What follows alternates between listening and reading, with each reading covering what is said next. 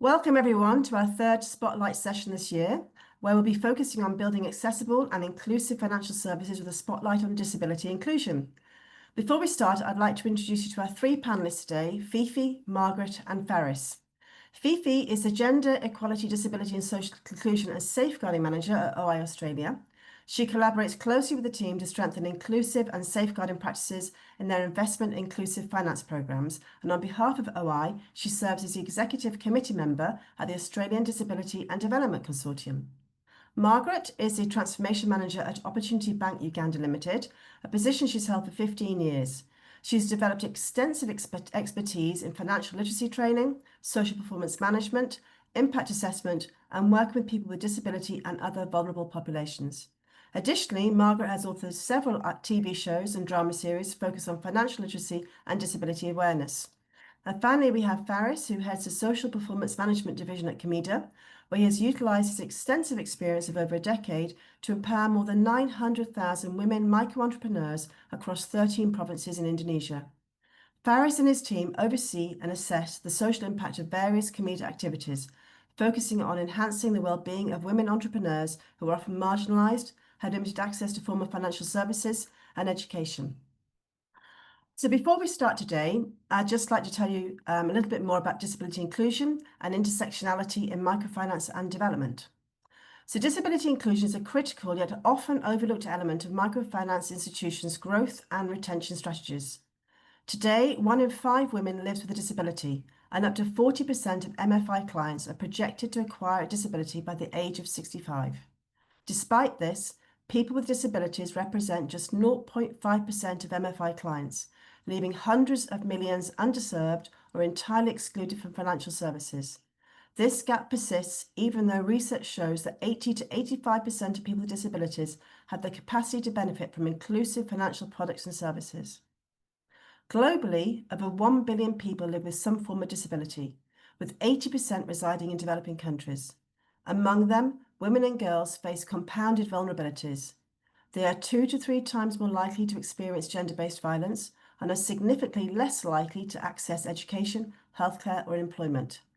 Despite international commitments such as the UN Convention on the Rights of Persons with Disabilities and the Sustainable Development Goals, people with disabilities, particularly women and girls, remain among the most marginalised populations.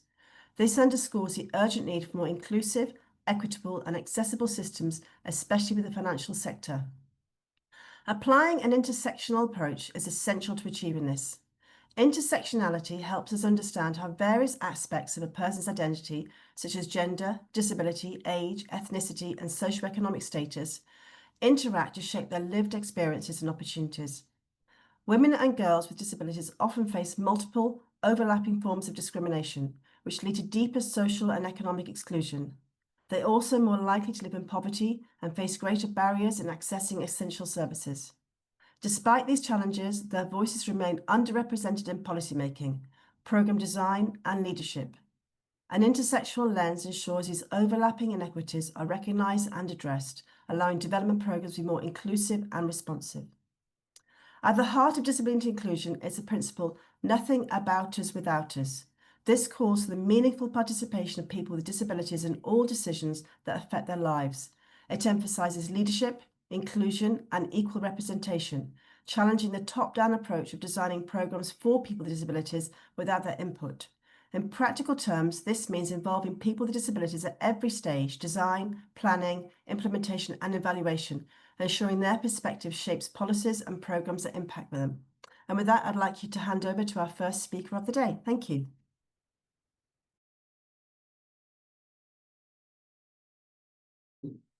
Welcome to Opportunity International Australia Gender Equality, Disability and Social Inclusion Mainstreaming session.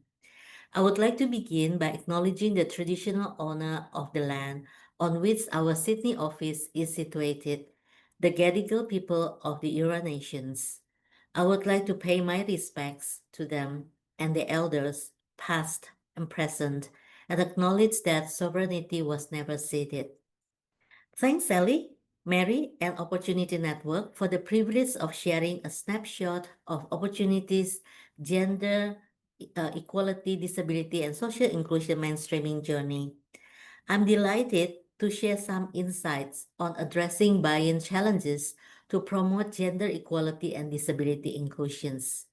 I provided supplementary annexes for your reference. Annex 1 outlines the 7 JETC core dimensions and indicators, which will be particularly useful for financial service providers, fund managers, product designers, and program managers. I've also included Annex 2, the 11 risks we have identified together with my colleagues from the microfinance and health teams. Annex 3 provides an example of collecting intersectional data for microfinance area survey. And slide 3 is about some acronyms that will be used in these presentations. Gender equality and disability inclusions are not a one-off initiative. They have been integrated across all departments within Opportunity, enhancing our programs, investments, and partnerships with financial service providers or FSP, organizations of people with disability, OPD, and other stakeholders in the investment and financial ecosystems. Most importantly, successful JETC mainstreaming requires leadership endorsement and allyship collaborations between men and women. At Opportunity, JETC is everyone's agenda, regardless of our gender, ability, religions, racial, and socio-economic status. Here is a video clip from our CEO. Well, good morning, good afternoon, or good evening, wherever you are joining us from. My name is Scott Walters. I'm the CEO of Opportunity International Australia, and it's my great pleasure to welcome you to today's Spotlight series. As you know, at Opportunity International Australia, we exist to serve the underserved. But it's important to understand that inclusion isn't just about access. It's also about making sure that women and families can live in dignity and are empowered to find pathways out of poverty for themselves. So for women living in low to middle income countries, some 75% of them live with a disability. So they in fact face 3 levels of discrimination. Firstly, the fact that they're women. Secondly, that they have a disability. And thirdly, the fact that they're living in poverty.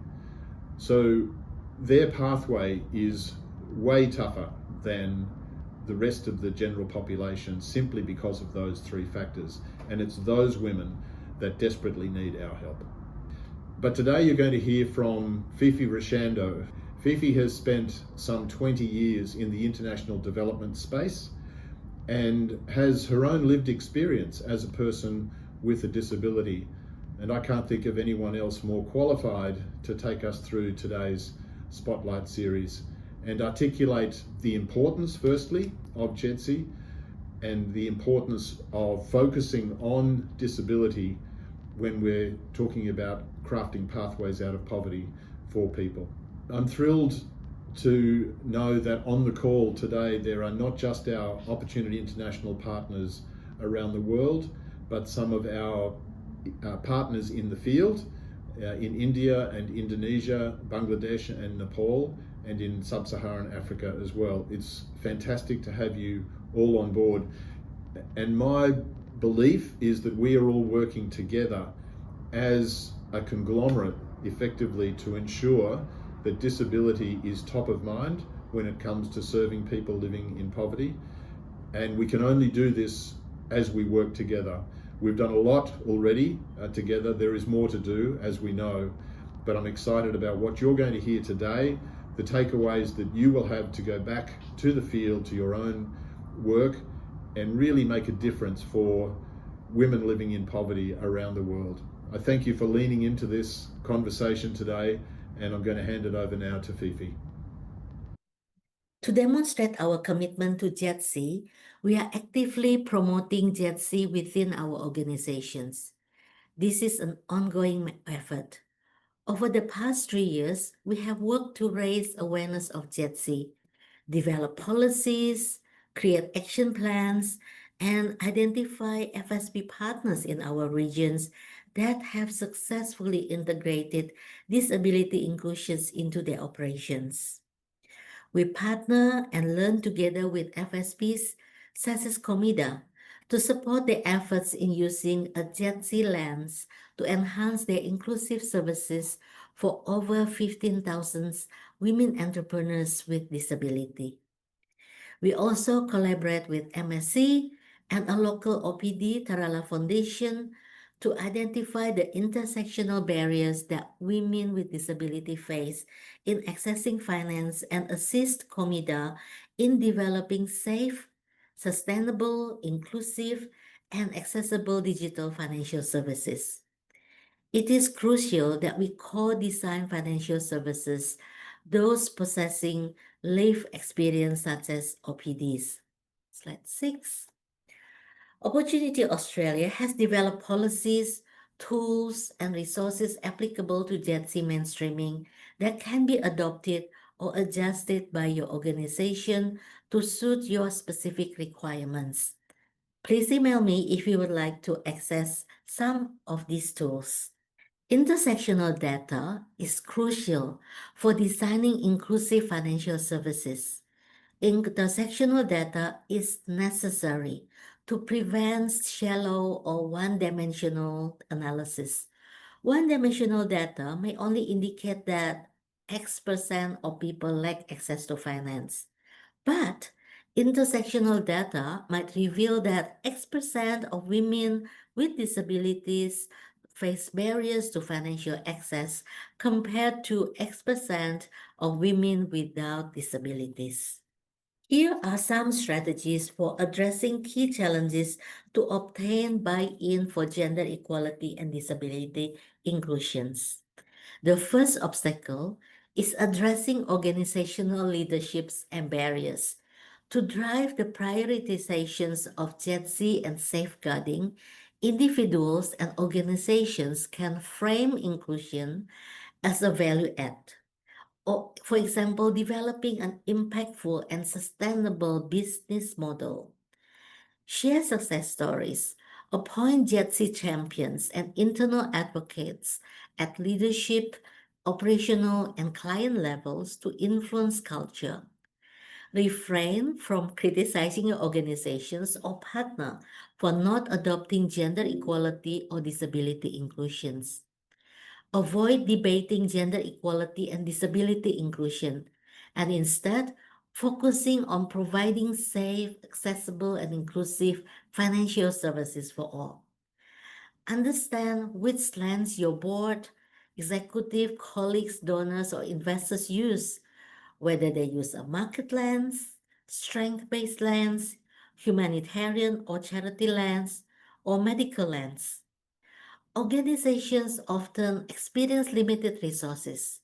In these circumstances, taking small steps with available resources has proven effective in taking the first steps and gathering momentum for a more sustainable commitment. Leveraging partnerships is also a great way to expand limited resources, whether on a short-term or ongoing basis. To address stigma and stereotypes, leveraging lived experience can be a powerful tool.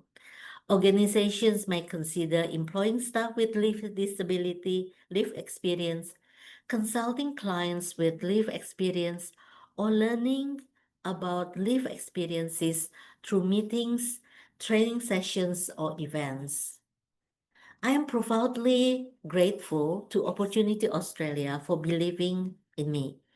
Perhaps in 2001, Opportunity was the only organization in Australia that was willing to deploy a female staff members with a disability to disaster zones in Timor-Leste, Banda Aceh, Indonesia, and Mindanao, the Philippines. David Bissell, Mark, and Cornelius have looked beyond my gender, accent, skin color, and disability, focusing instead on my ability, skills, and passions for helping micro entrepreneurs build and rebuild their livelihoods. Framing is also crucial. For instance, charity or pity frames should be avoided. Instead, individuals and organizations should adopt strength-based and or person-centered approach. For further guidance on utilizing strength-based and person-centered language, you can email me and request our cheat sheet on inclusive language.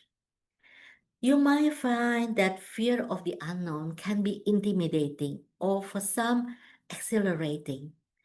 Based on my experience mentoring startups and fintechs with young founders and teams, they even from local countries, they have found that engaging younger generation is highly effective in overcoming the fear of the unknown. They often bring fresh perspectives, innovative solutions, and a strong passion for climate issues, accessibility, and intersectionality. Finally, promoting entrepreneurial leaderships like our founder David and developing a learning mindset throughout our organizations can help address this fear. Low awareness of JETC. Though gender equality is a well-established initiative and goal of numerous organizations, its broader counterpart, JETC, encompassing gender equality as well as disability and social inclusions, is well recognized and even less applied in practice.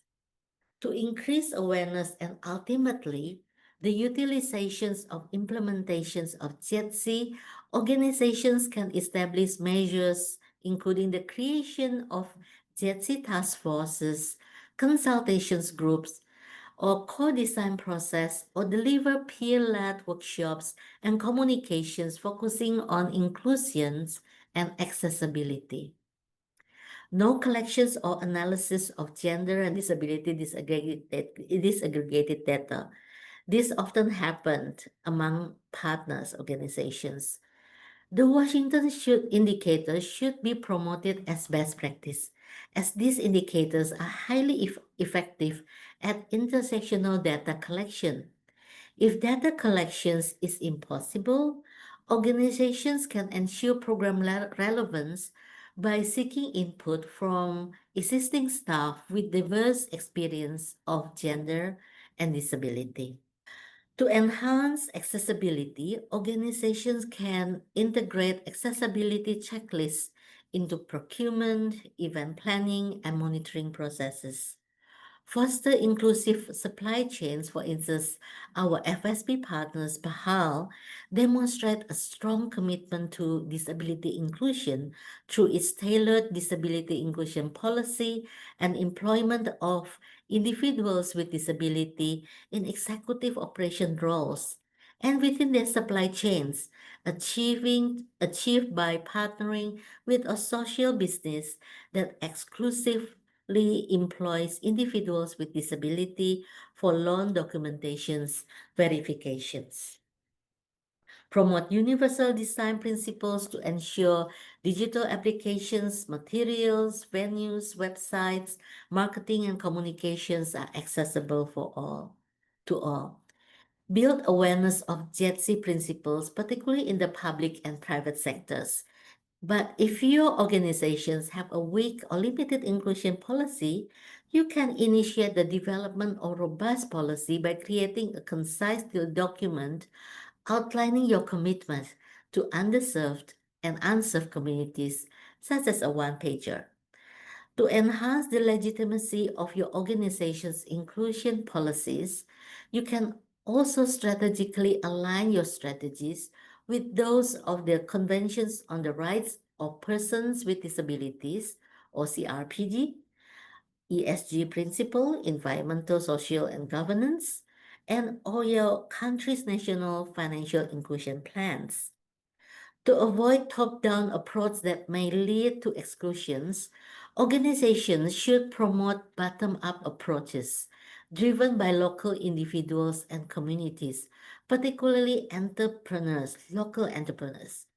Additional experts such as female community facilitators with disability or from marginalized backgrounds can be identified and engaged to enhance the collective approach. Let's avoid tokenism. While engaging women and people with disability in the project is a positive step, JETSI best practice advocates for co-design and co-creations to achieve optimal outcomes. Their participations in these matters should be tracked meaningfully to ensure genuine collaboration is occurring. If you want to go fast, go alone. If you want to go far, go together. Let's collaborate to promote disability inclusion in the financial sector. On behalf of Opportunity International Australia, I would like to express my gratitude to everyone for attending today's sessions. I encourage you to begin your journey towards inclusivity and accessibility. If you need more information on JETSI resources and tools, please feel free to email me.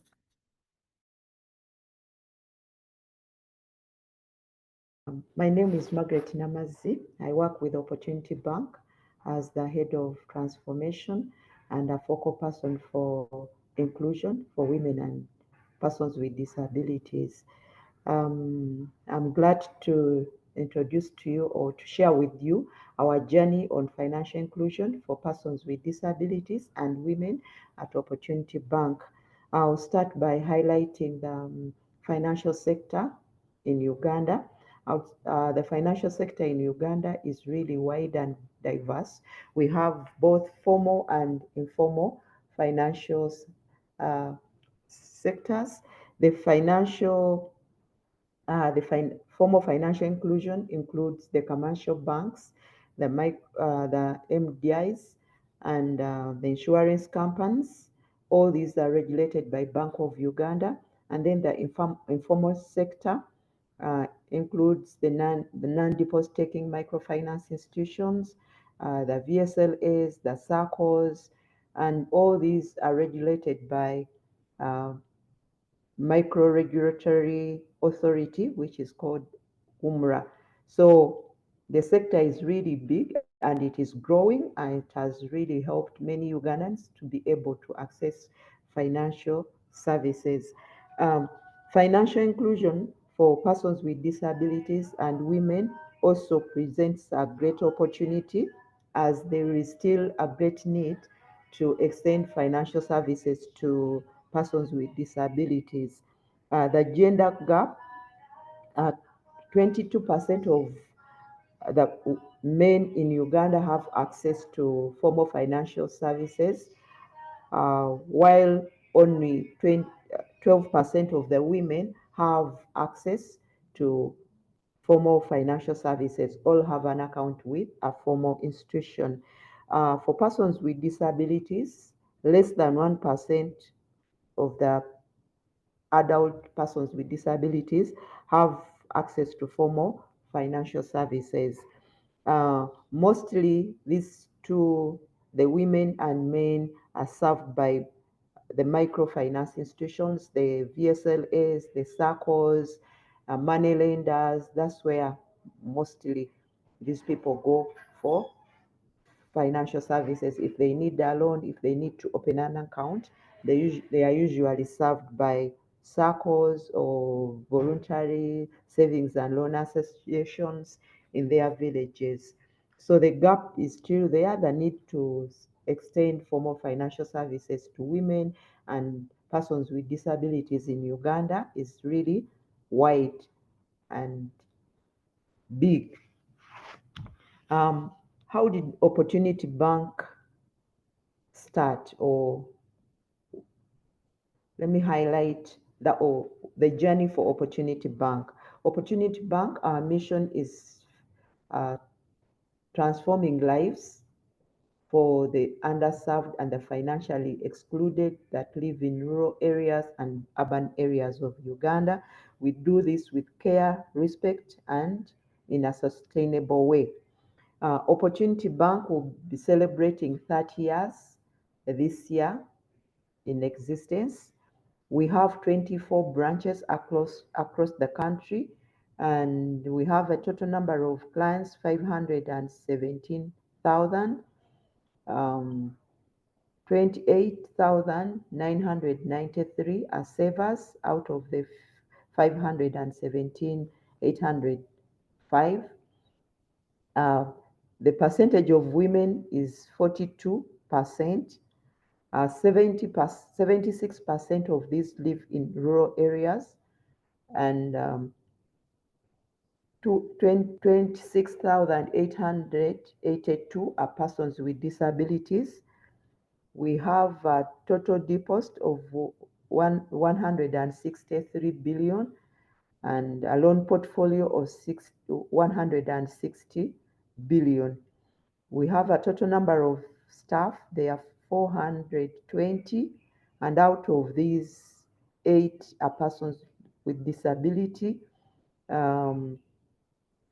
Female, 235, where we have a board of 11 members. Out of those, 4 are female. How did Opportunity Bank start serving persons with disabilities, or where did we start the journey for financial inclusion? The first reason as we started this journey on financial inclusion was our mission, because of the mission of transforming lives. We became more focused on women and persons with disabilities in order to ensure that we fulfill our mission of transforming lives. Our journey started as far as 2012, when we first signed an MOU with Association of Microfinance Institutions of Uganda, which is an advocacy body for microfinance. So they approached us and introduced us the idea of financial inclusion, especially for persons with disabilities. Then in 2015, again signed another MOU between us, Opportunity Bank, AMFU, the Microfinance Institution of Uganda, and NUDIPU, the National Union for Persons with Disabilities, to enhance our outreach for persons with disabilities. And this really worked well. It helped us to move from a population of only 200 persons with disabilities to 1,000 persons with disabilities. However, this still was not efficient enough for us compared to the persons with disabilities across the country. The persons with disabilities in Uganda is about 7% of the adult population in Uganda live with disabilities. And the population of also women is also significantly big. So we wanted to reach as many as possible. So we started looking for ways on how we can do this. Just sitting and waiting was not working. However, we had a challenge of resources. We didn't know what to do. And in 2019, 2025, we got a funder, community fund. So they came in to support us to enhance our outreach. And so we started on a project called Mainstreaming Financial Inclusion for Persons with Disabilities. And through this project, we are able to reach more persons with disabilities. We moved from 1,000 to over 30,000 persons with disabilities. What was the rationale? Why did we really have to do this? One, we wanted to reduce, to remove the barriers on financial inclusion for persons with disabilities, and also to align ourselves to the national strategy on financial inclusion, especially for persons with disabilities and the women, but also to contribute to our mission of transforming lives and to attract more donors. Then from the business side, we also wanted to meet the unmet demand on the side of women and persons with disabilities. It has been proved that men and women are more reliable, more loyal compared to men, and also persons with disabilities. They are loyal clients, And the risk for default in these two sectors is really compared to other sectors. So that is one of the reasons we decided to focus more on women and also persons with disabilities, because we saw a business case in them. And it is also an area for us to attract more socially oriented investors, as well as the customers that really need to see their lives being transformed. Uh,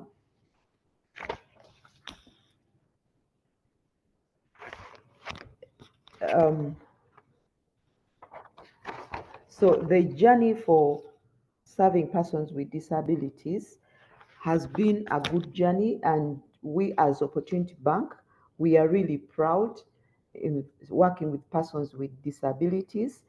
When we started on this the mainstreaming financial inclusion for persons with disability project, our goal was only to reach 3,700, but surprisingly, within a short time, we had even extended our number, and by April 2025, we had hit more than 40,000 persons with disabilities that are accessing financial services with us at Opportunity Bank. Some of the activities that we've been able to do were increasing awareness on disability in the communities where we work. We launched campaigns to see that everyone comes to a point of appreciating the need to include persons with disabilities, not only in areas of financial inclusion, but in all the development sectors. And so we've done this through TV campaigns, we've done this on radio, we've done it on door-to-door, ensuring that the community comes to appreciate the need to work with persons with disabilities in all areas of development. And how have we been able to integrate financial inclusion for persons with disabilities and women in the bank? Or how have we integrated this? We looked at 6 areas. One is the strategic focus. So at the strategic focus, we've purposed that financial inclusion is part of our strategy. It has been included in our strategic business plan.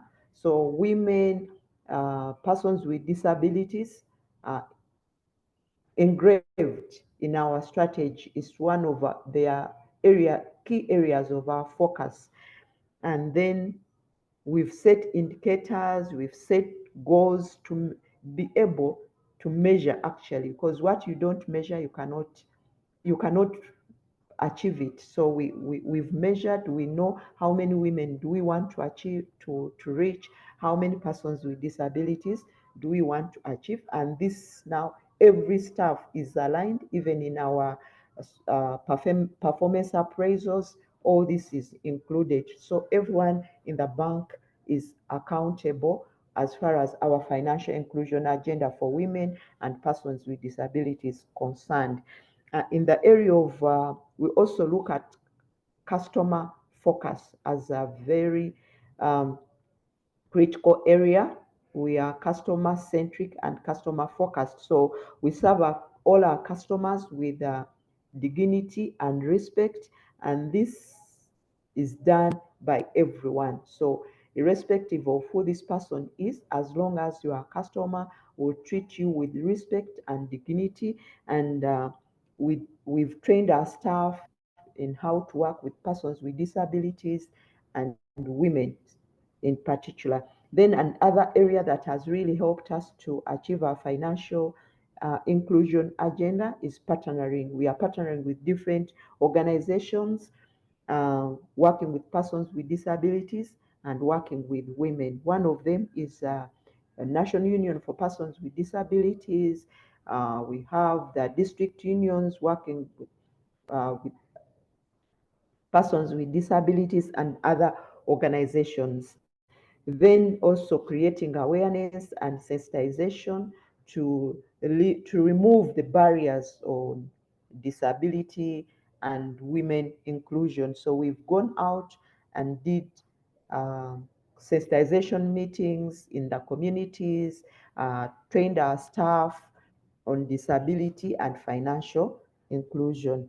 Then also improved our accessibility to make sure that our services are easily accessible by persons with disabilities and women in particular. So we've introduced ramps on all our branches. We have lower tills, we have lower counters, ATMs. All this is done to ensure that our services are easily accessible. We've done digital financial services to bring services nearer, because most of the people we work with are deep in the villages. So, and our branches may sometimes are in cities. So we've done agent banking, we've done mobile banking to ensure that our services are accessible. Then another area is the internal systems. We've aligned all our internal systems to our financial inclusion agenda in our policies. HR policy, we will have a policy on non-discrimination, with safeguarding. All this we do to ensure that our environment is conducive and aligned to our inclusion agenda. We in our MIS, we are collecting data on disability as well as women or gender. How engaged women and persons with disability through partnerships. We are partnering, like I've already said, with organizations working with persons with disabilities, organizations working with women, the government, local government, all this to ensure that persons with disability are involved. They have a voice in all the services that we do. We do make sure that they are involved in decision making. So before we introduce products, we go and engage them. We do pilots. We don't just do things. We pilot. We do needs assessment so that we get feedback. We get to understand the needs of the people, and we are able to design products and services that really speak to their needs. Then we also do regular client satisfaction surveys to keep, our ears on the ground to hear what our clients are telling us, and then we use the information that we have gathered from them to redesign where need be our needs and services. Sorry, our products and services. Then we continuously engage them. We have councils. We've selected groups. The persons with disabilities have formed groups, or we call them councils. We call them councils of reference, where they have elected their members who speak to us. So on a quarterly basis, we have meetings with them. They also give us feedback. We tell them how far we've gone. We highlight whatever has been going on a quarterly basis, and this has really helped us to have our ears on the ground and to ensure that we are not detached from the people that we are serving. And then we also do training in financial literacy. We train in business management skills and other forms of training that we see are relevant to our clients. Then we've also done awareness, like I've already said. We've gone out and engaged communities to appreciate the need to serve women and also persons with disabilities. What have we learned as Opportunity Bank through our journey on working with persons with disabilities as well as women? One of the things is mainstream. Do not do specialized products, because when you say we have a product for persons with disabilities, again, that is also like segregation or discrimination, which causes stigmatization. So when we decide to bring a product that we've designed best specifically with a focus on the needs for persons with disabilities and women, we make it general for everyone. For instance, at one time, our opening a VSLA account needed minimum 50,000, but because we wanted to serve persons with disabilities and women, so what we did, we reduced it to 10,000 Uganda shillings and made it uniform. So anyone who wants to open a VSLA account, it doesn't matter in which group you follow, or whether you are from the upper end or from the lower of the lower level of the pyramid, you still access that account at the same amount. Then we need another lesson that we've learned is involving the people, involving the persons with disabilities in the programs, right from the planning part, implementation, and monitoring. Is very important to involve them along the journey. Otherwise, if you do things on your own, we have a slogan, nothing for us without us. So we ensure that they are involved at every level. Then excellent customer care is very important, especially when you're dealing with persons with disabilities. Make sure you give them customer care, which is really good. They have emphasized one of the reasons why they don't come to formal financial institutions because of bad customer care. So when you provide good customer care, treat them with respect, show them love, smile with them, talk to them nicely, they will openly come to access the service. And then another thing is simple and affordable financial services. Like, persons with disabilities, women, their businesses are small, their incomes are small. So when you bring very expensive products, they will not be able to afford them. And when they are also complicated, seem hard for them to understand, it will be very difficult for them to access the service. So you need to have a simple and affordable product and service. And then also training them in these products. Don't just assume that I've brought this product there and you leave it there. No, go out, train. Like if you're bringing a digital financial service, don't just assume that they will understand it. However simple it may be, you still need to train. Then accessibility, bringing the service nearer to them, bring it to their doorstep. It's like for persons with disabilities, sometimes immobility is really a challenge, and yet they stay far away, deep in the village. So when you want them to access the service, take it where they are. Can use the digital financial services, use staff. For us at Opportunity Bank, we have our staff who are regularly out in the field and working with these people from where they are in their groups. We send our officers there on a weekly basis to go and support them. If they want to open an account, they don't have to come to the bank. They go, the staff will go to where the clients are, open accounts from there, and then, bring the service nearer.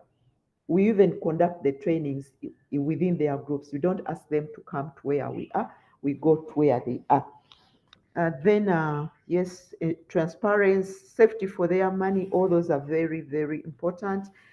Getting buy-in from staff and management is very important as you're starting on this journey of financial inclusion for women and the persons with disabilities. If you want to get everyone involved, make sure you regularly engage management, you regularly engage staff, and training is also very important because staff come and go. So it is an ongoing process. Don't say, yesterday I trained, I don't need to train again.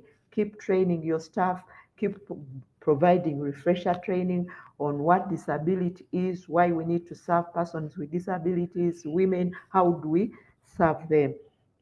And then aligning the policies is also very important. You need to make sure your policies are aligned to your agenda for financial inclusion. I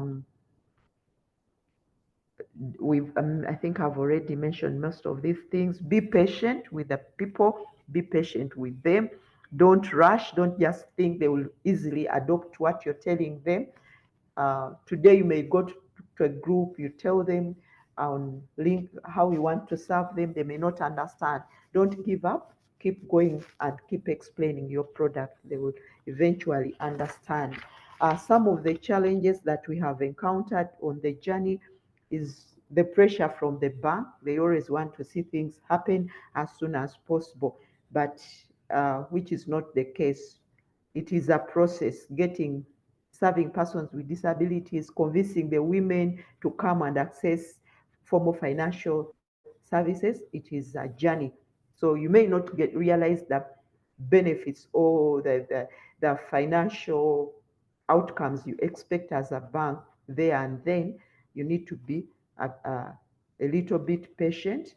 Eventually it happens. Then negative attitude, of course, sometimes the women, the persons with disabilities also have negative attitude about themselves, low self-esteem, and also, but also our staff. Sometimes, much as we do training, but human nature is like that, still the negative attitude still come up. But you don't give up, you have to just continue training.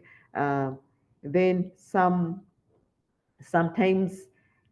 some of these women have done borrowing, and so they have spoiled their credit history. So when they come, at times we fail to extend financial services to them because of they have already spoiled their credit history. So we cannot go ahead and lend if they have defaulted in some areas. Then at times we've also experienced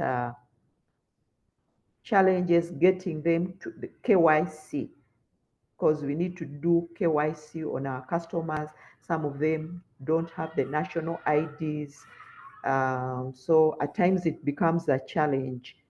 But as a bank, you need to support them and see how they can access these documents if they need them.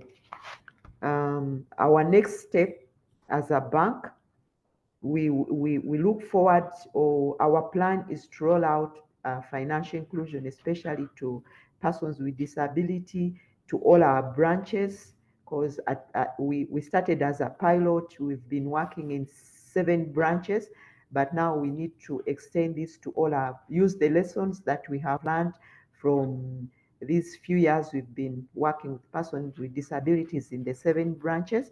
We want to roll out using the lessons that we have learned and the knowledge that we have acquired. We are now in a better position to serve persons with disabilities in all our branches.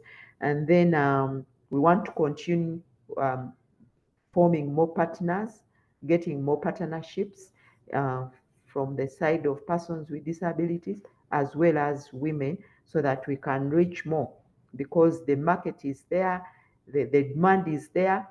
We need to do more. Yes, so thank you so much.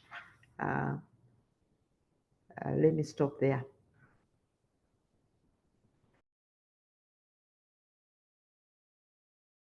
Hello everyone, I'm Faris from the KOMIDA. I want to share our experience for giving the financial inclusion, especially based on the KOMIDA. Next slide, please.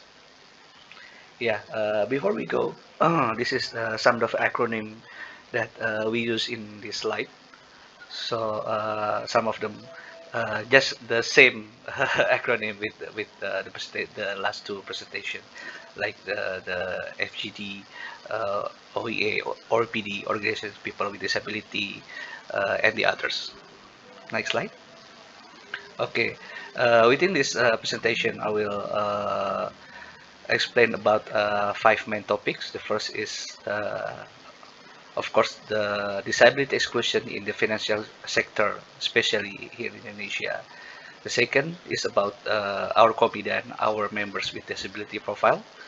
The third is our GATE analysis partnership with OICO, Opportunity International, to identify international barriers women entrepreneurs with disability, because here we are also collaborating with the OPD and also organization as well, like the microsafe. The fourth is our disability inclusion strategies, and the fifth is our digital projects partnership with the Opportunity International Australia. Next slide. So this is the condition of the disability exclusion, especially in the financial sector in Indonesia, based on the last statistic data from the OJK. OJK is the financial regulator from the Bank of Indonesia.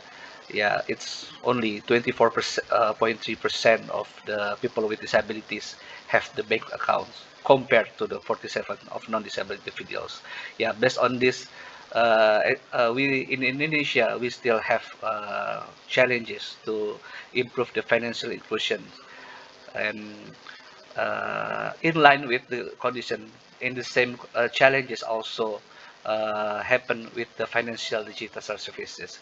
So only 1/3 person with disabilities with bank account which using the mobile banking. So it's a numbers more of the disabilities not using the digital financial services. There's many factors that some of them is like the inaccessibility, like the awareness of digital high cost, and also the security concerns for using the digital service financial services. Next slides.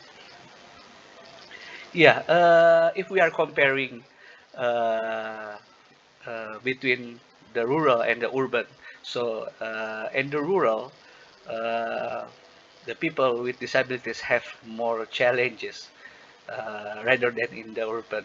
Some of the factors uh, like the low education and also the condition of their livelihood. Usually in the rural, there's limited for the opportunity for the formal employees, and then also it's affected by the finance and the limited financial literacy to the rural. And the fourth is also the technology gap in the rural here in Indonesia. Still, much of the communities not using the smartphone, and also some of the places is not reached by the internet connection. And within this criteria, actually, this is become the most of the KOMIDA clients with disability profile. So, and within this criteria become the uh, typical of the characters of the KOMIDA with disabilities members. Next slide.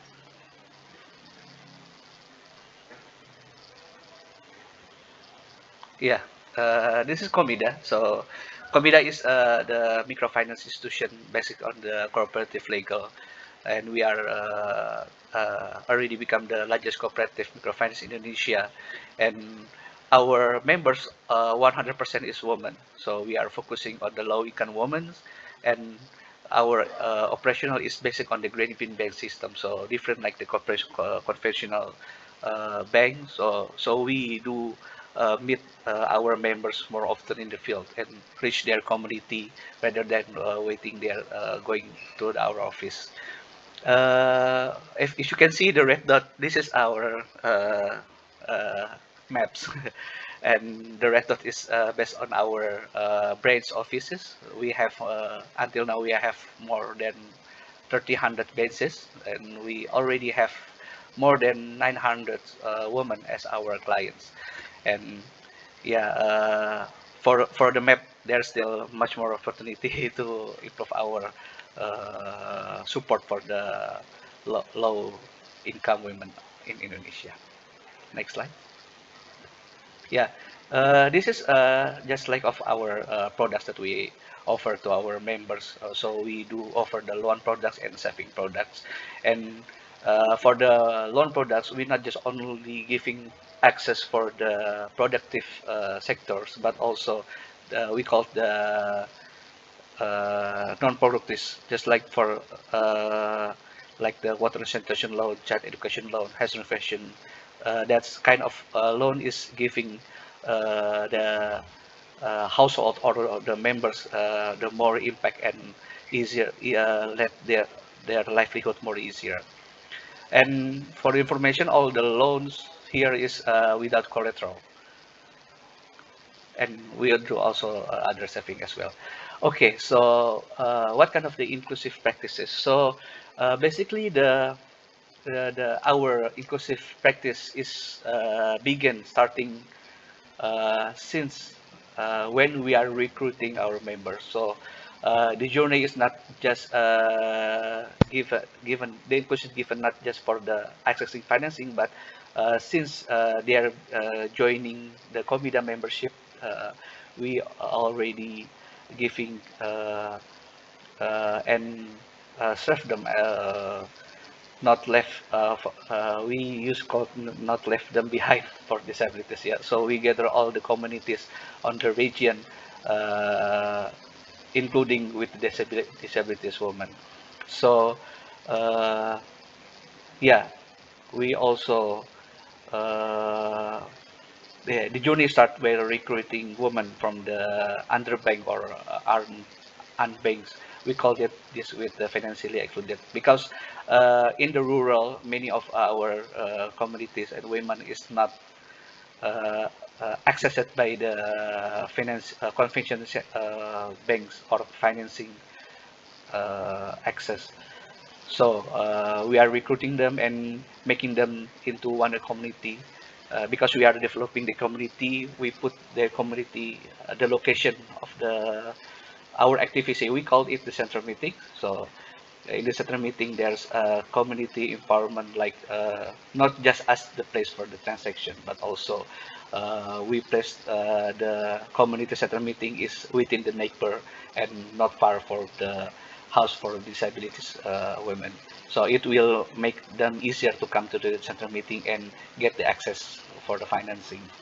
And but not least, yeah, we also develop the regulation for the staff to support people with disabilities with respect and also empathy, and also as like we do with our elderly. So not only just the code of conduct, but also we do also like the PSIA regulation and also the child protection we implemented strongly.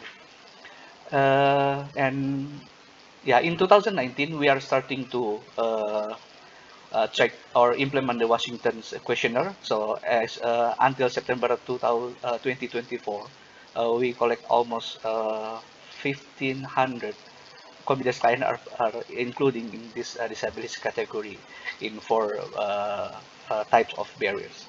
Next step and next slide. Yeah, yeah. Meeting this our previous member. This is Ibu Rohana or Miss Rohana. She was one of our 15 women entrepreneurs with disability. He have barrier with the mobility, and yeah, she has been joined for the KOMIDA more than 7 years. 7 years. So this is become our inspiration for the other women with disabilities who also become the KOMIDA members. And talking with the character. So yeah, within the age group, our members with disability in the 18 until until the elderly, we call over the 60 years old, and based on the loan size, it's divided by from the first cycle until we have the more than fifth cycle. So yeah, and based on our data, actually, if we sum the our clients more than 1 year, we get the most join KOMIDA. Uh, uh, so we can call it they are become our members with the loyalty of the KOMIDA rather than the other financial institution. So we are so proud about it, and also we looking for the par. If we compare from the profile, it's the member portfolio is almost equal with to the other members with barriers. So I believe they are confident to uh, get the access to improve their business as well. Next slide. So the second story, this is our staff Henry. He is our disability champion. But as members, he is one of our 19 staff members with disability. So he is on the head office right now to support the operational from the KOMIDA. And from the typical of the staff, so KOMIDA right now has almost have 5,000 staff. And for the composition, it's more than 30%. It's female. So based on the challenges on the field, sometimes in the Grameen Bank, there's some assumption that the job or the vacancies is just for the men, but here now we open the jobs not only for the men but also the females who can also give in the same support for our members. And yeah, most of them is the millennial and Gen Z. Yeah. Moving to the next topic. So, yeah, we believe that when we implement the Washington questionnaires, we are trying to focus on giving our access and focus more to disabilities. And until right now, we believe that there's actually many opportunities we can reach. How we can develop our regulation, SOP, and our products for our disabilities, so can get and shorten the gap for the disabilities person. And we are collaborating with Opportunity International and also like the MSC and Terala Foundation. Terala is the OPD, organization with people with disabilities. So they also given some insight and recommendation for us, as because we are the financial institution. And so the first step is identifying the intersectional barriers of women entrepreneurs with disability in accessing digital financial services. So with this term, with the opportunity, we got our guest analysis, and I want to show you and describe you this next two activities of the FGD. The first one is the FGD within our staff and operational, and the second is the FGD with the members to know that how is they attract to the KOMIDA services until now. So let me show the videos to you.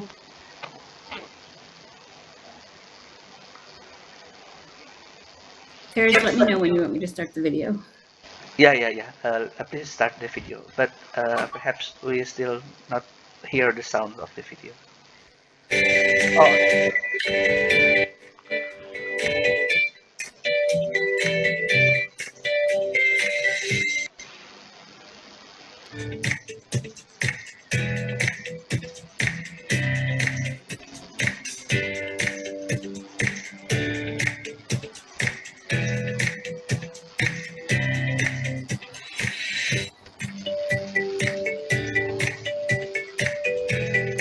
yeah, BBGS is the government national insurance for health.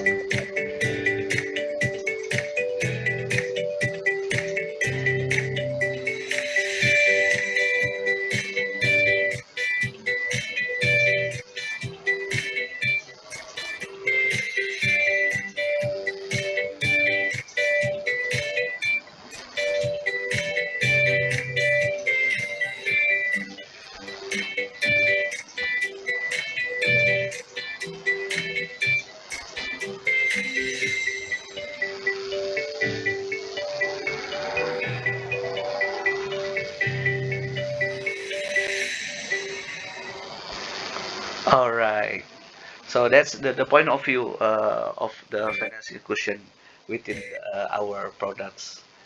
And there one more video in the previous slide. Can we watch it, Mary?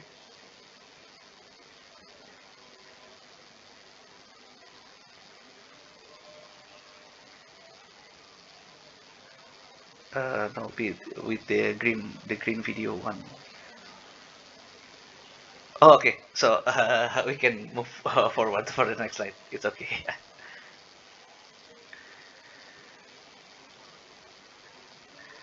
Okay, so by design, we found that KOMIDA loan access are accessible to women without collateral or high financial literacy, which include the women with disabilities. So there are some point that we take that uh, what our members with disabilities still choose KOMIDA for the financial partner.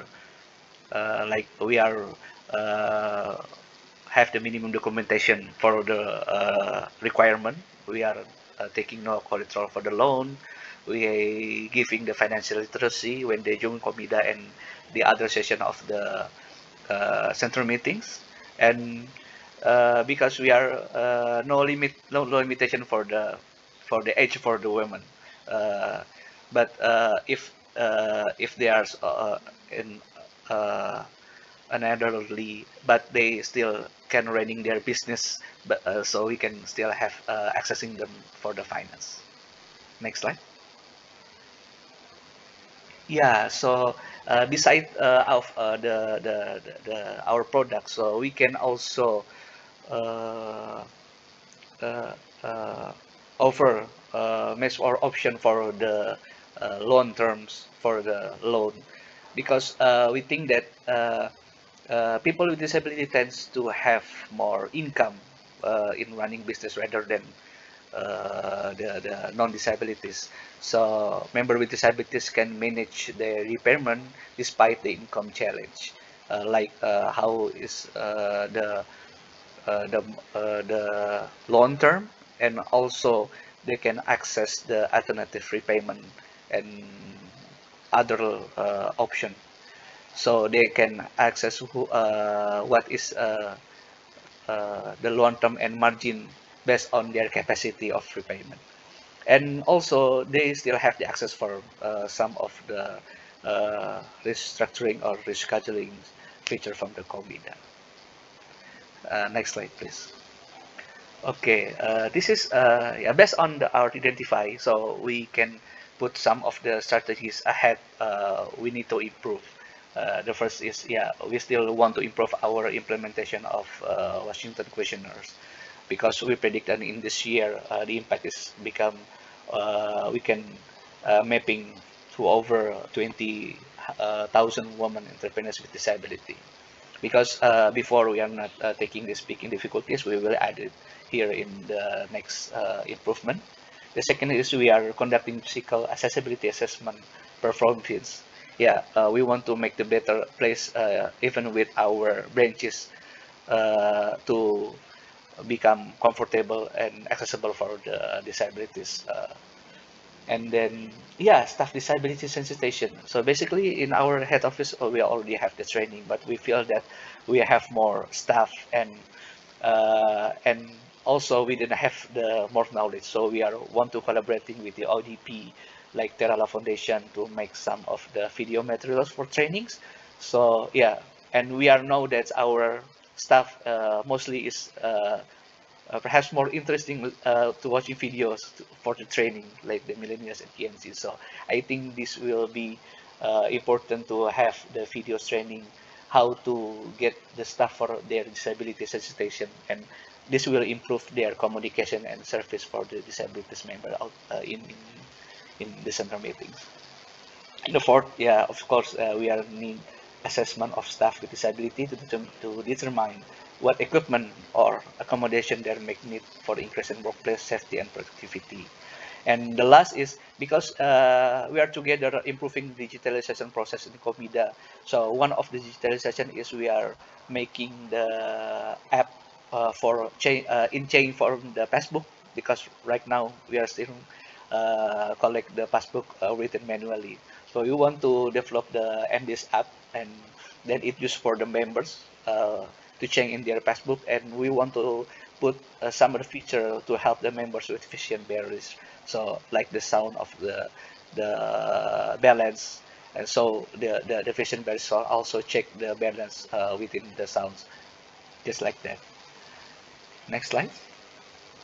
Yeah, and within our future project with the Opportunity International, so like the first, we already conduct for the product identifications, and the second, it's what we are going to do, and for the next, like how we collaborate with the ODP to improve, like the improving our SOP, seeking more of what's our regulation we can improve for make the our members more comfortable and get easier within our loans, and also the trainings. We want to improve the communication methods and training. So after that, we want to conduct some piloting and testing, and also after the evaluation, we also can share the knowledge and sharing this dissemination of the piloting. Next slide, please. Okay, thank you, everyone. So we are inviting you to collaborate with us in making disability inclusion in Indonesia financial sectors a reality. Thank you. Thank you, Faris. We only have a few minutes left, so but it was really interesting to hear about the different models, and actually some of the things you also all have in common. I think you're using the use of disability champions, the importance of partnerships and collaborations. So there's a couple of questions in the chat box, and I've got a couple of questions. So I'm actually going to start with Faris. I've got a couple of you. You're doing your lending through group lending, and I'm interested to know, are the groups made up solely of people with disabilities, or do you mix those groups? I know this was a discussion that was had in Uganda, so it'd be interesting to know if you did that. And my second question for you is about why this is important to KOMIDA as a financial service provider from a social and a business perspective. Now, Margaret answered that one in her presentation. I think she talked about the mission focus of OBL and the fact that they saw it as a viable business market. But I'd be really interested to hear from KOMIDA's perspective about the business and social perspective and how you do your group lending. Yeah. For the first question, we are not separating the member with disabilities for the specific group, so they are mixed in the community groups, because I believe that based on the experience, people with disabilities are more comfortable with their people where they're known, and also because this is the positive of improving the communities. So the group also become the support or help the member with disabilities within the financial or the certain meeting activity. So like they become caretaker and also help with just like when proposing the loan. So they are like the leader of the community, leader of the group of certain meeting, also help the members with the barriers to get the loan approval, just like that. And the second is, we see that, besides our social goals and impacts, the people with disabilities become also one point to become, if they are happy and satisfied the KOMIDA, so they are become loyal members of ours. Yeah, so because based on the age and the loan cycle, we can assume that the members more than 1 year become more loyal, and so she will have one financial partner who can meet their needs other than the other conventional bank. Just like Thank you. For Margaret, there's a couple of questions in the chat box for you. One was about whose job is it to facilitate partnerships at the national and district level, and do they need capacity building? And then there was a final question, which I think came from Tamsin, about how you drive disability inclusion when you come up against opposition in the bank. Okay, thank you so much, Sally. Who is responsible for driving the partnerships? Okay, as a bank, I'm one of the focal persons for driving the agenda for disability inclusion. But prior to 2024, when we had support from community fund, we had staff specifically hired to do the job as financial inclusion officers. So they would be moving around in the different districts, forming the partnerships. But now, with where we are now with the new agenda of mainstreaming and doing business as usual, we are all involved. I'm supporting the branches to initiate the partnerships. Like for instance, there's one that we have just concluded with a district and PG district union, working with the branch managers, and yeah. So now it's everyone's responsibility to do it, but I do spearhead it. Then Tamsin has asked, how have I helped manage getting buy-in from management and the staff? It is through continuous engagement and presenting the case to management, showing them that, you see, you can get results out of this. We've gone out, we've mobilized persons with disabilities. They've been able to save. And I think the bank has realized that this is a serious segment that they need to tap into. So going out and proving it to management, I think has helped us to overcome those challenges of resistance, if they could have, where they could have been. Thank you. Are there any more questions from people on the call that you want to put in the chat box, or you want to ask now? Or indeed, do any of the panelists have questions for each other that you want to ask about what each other is doing? There's another one in the chat from Sarah Nasanga. As we continue to strengthen our program M&E frameworks, what strategies would you recommend for setting inclusive targets? We're doing well with gender disaggregation, but we're still falling short on tracking persons with disabilities. What kind of marker or benchmark target can we use to ensure better inclusion? Okay, we'll give that one to Fifi, please. It is quite tough to integrate disability inclusion, especially in the theory of change, in the monitoring evaluations framework.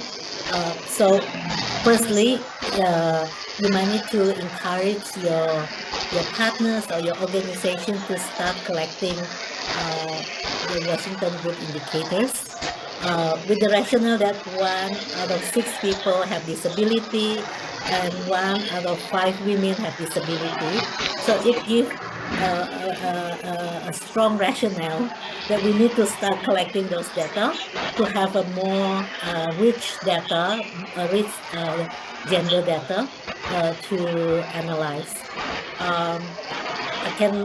Later I can share with you some indicators if you email me. Thank you. Thank you. We're drawing to an end actually, so what I will say is that if you have any questions, then please send them through to us, and the panelists will answer them and get back to you. There will be a spotlight sent round about this, and a recording will be sent round as well.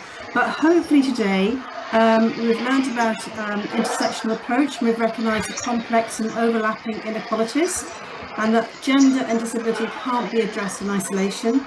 The commitment to inclusive and participatory development, and the phrase "nothing about us without us." So we're looking forward to hearing about your JEDC champions. We're looking forward to your small steps, so please share those with us. If you have any questions or need any support, please get in touch. We have lots of experience and expertise here in Opportunity and our partners, and we'd love to share them. And I think I'm going to finish with that comment that I think Tamsin did about focusing what people can do as opposed to what they can't do. So thank you to our panelists, thank you to Mary Pat for putting this together, and I hope you've enjoyed it and you've taken a lot from the session, and we will look forward to seeing you at the next Spotlight. So thank you, everybody.